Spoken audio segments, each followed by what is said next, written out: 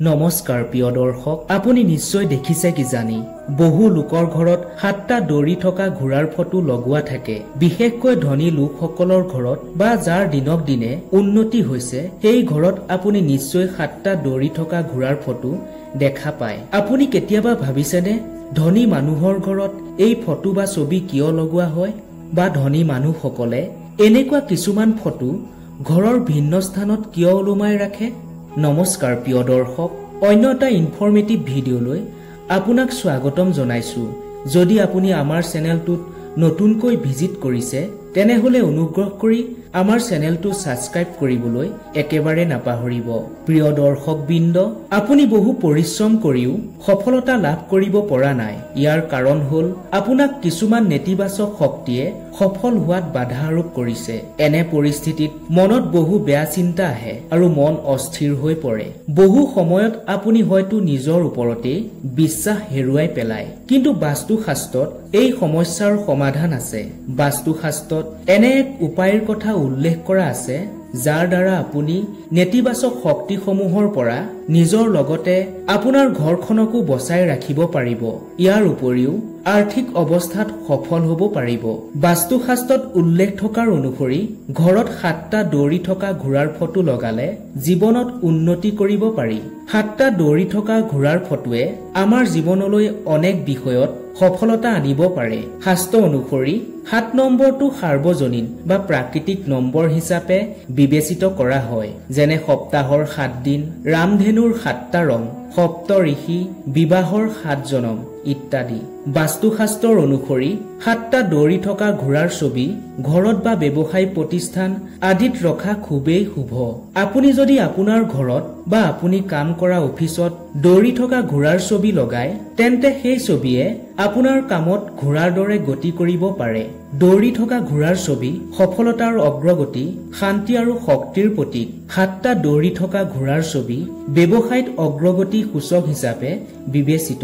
বাস্তুশাস্ত্ৰৰ অনুসৰি এই ছবি সঠিক দিশত স্থাপন কৰিলে তাৰ পৰা ভাল ফল পোৱা যায়। প্ৰিয় দৰ্শক, আহক এইবাৰ জানি লওঁ এই ঘোঁৰাৰ চিত্ৰ বা ছবি ঘৰৰ কোন দিশত স্থাপন কৰিব লাগে আৰু এই ছবি ঘৰত লগোৱাৰ সময়ত কি কি বিষয়ত গুৰুত্ব দিয়াটো খুবেই দৰকাৰী। প্ৰথমতে ব্যৱসায়ত উন্নতি বা অগ্ৰগতিৰ বাবে আপুনি অফিচৰ কেবিনত 7টা দৌৰি থকা ঘোঁৰাৰ ছবি ৰাখিব পাৰে। এই ছবি লগোৱাৰ সময়ত মন কৰিব যাতে ঘোঁৰাকেইটা অফিচৰ ফালে মুখ কৰি থাকে, মানে ঘোঁৰাকেইটা অফিচলৈ সোমাই অহাৰ ফালে মুখ কৰি থাকে, আৰু এই ছবি দক্ষিণ ফালৰ ৱালত লগাব লাগিব। দৌৰি থকা ঘোঁৰা উন্নতিৰ প্ৰতীক। এই ছবিয়ে আপোনাক ব্যৱসায়ত উন্নতি দিব, আপোনাৰ কাম কাজত উন্নতি দিব।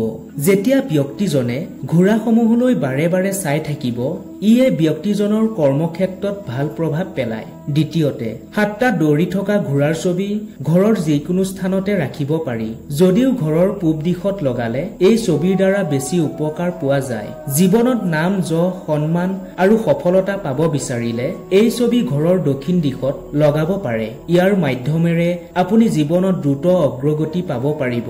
তাৰ উপৰিও আপোনাৰ কৰ্মক্ষেত্ৰত আপুনি অভাৱনীয় সফলতা পাব পাৰিব। এইবোৰৰ উপৰিও দৌৰি থকা ঘোঁৰাৰ ছবি ঘৰত ড্ৰয়িং ৰুমত লগাব পাৰে। তৃতীয়তে, যদি আপুনি ধাৰ ঋণত পোত গৈ আছে তেন্তে আপুনি ঘৰত বা অফিচত উত্তৰ পশ্চিম দিশত এহাল ঘোঁৰাৰ মূৰ্তি ৰাখিব পাৰে।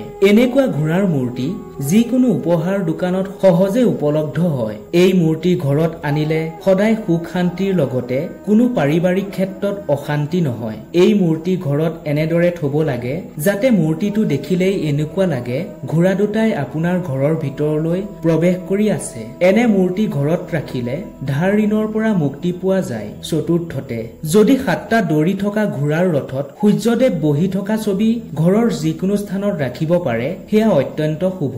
প্ৰিয় দৰ্শক, এইবাৰ জানো আহক 7টা দৌৰি থকা ঘোঁৰাৰ ছবি লগোৱাৰ সময়ত কি কি বিষয়ত গুৰুত্ব দিয়াটো খুবেই জৰুৰী। বাস্তুশাস্ত্ৰৰ মতে 7টা দৌৰি থকা ঘোঁৰা যদি ভিন্ন দিশত দৌৰি থাকে তেন্তে এনেকুৱা ছবি কেতিয়াও ঘৰত ৰখা উচিত নহয়। 7টা ঘোঁৰা একে দিশত দৌৰি থকা ছবিহে ঘৰত ৰাখিব লাগে। ঘোঁৰা 7টাতকৈ বেছি বা কম থাকিলে তেতিয়া তেনে ছবি লগাব নালাগে। 7টাতকৈ কম বা বেছি ঘোঁৰা এখন ছবিত থাকিলে বাস্তুদোষ দুখ লাগে।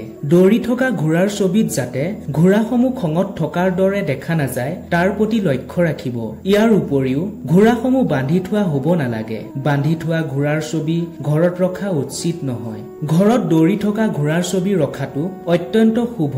সেয়েহে মনত ৰাখিব ঘোঁৰাৰ ছবিখনত ঘোঁৰাসমূহ কোনো যুদ্ধৰ ক্ষেত্ৰত নাথাকে। এনে ছবিয়ে নেতিবাচক শক্তিৰ প্ৰভাৱ পেলায়। আপুনি ঘৰত 7টা দৌৰি থকা ঘোঁৰাৰ ছবি লগাওঁতে মন কৰিব যাতে ঘোঁৰাৰ ৰং বগা হয়, কাৰণ বগা ৰং শান্তিৰ প্ৰতীক। ঘোঁৰাবোৰ দেখাত দৌৰি থকা যেন লগাটো জৰুৰী। ৰৈ থকা বা বান্ধি থোৱা ঘোঁৰাৰ ছবি অশুভ।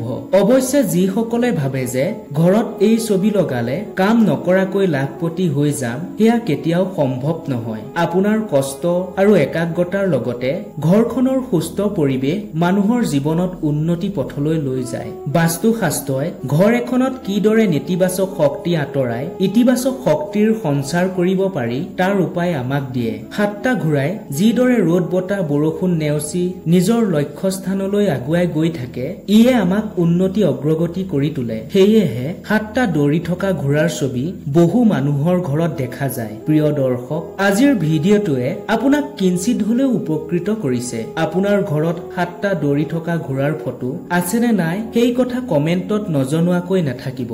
আৰু এই ঘোঁৰাৰ ছবি সঠিক দিশত আছেনে নাই সেয়াও মন কৰিব। যদি আজিৰ ভিডিঅ'টো চাই ভাল লাগিল তেনেহলে এটা লাইক আৰু শ্বেয়াৰ কৰি দিবলৈ একেবাৰে নাপাহৰিব। অন্য এটা ভিডিঅ'ৰ সৈতে লগ পোৱাৰ প্ৰতিশ্ৰুতিৰে আজিলৈ বিদায় লৈছো। ধন্যবাদ।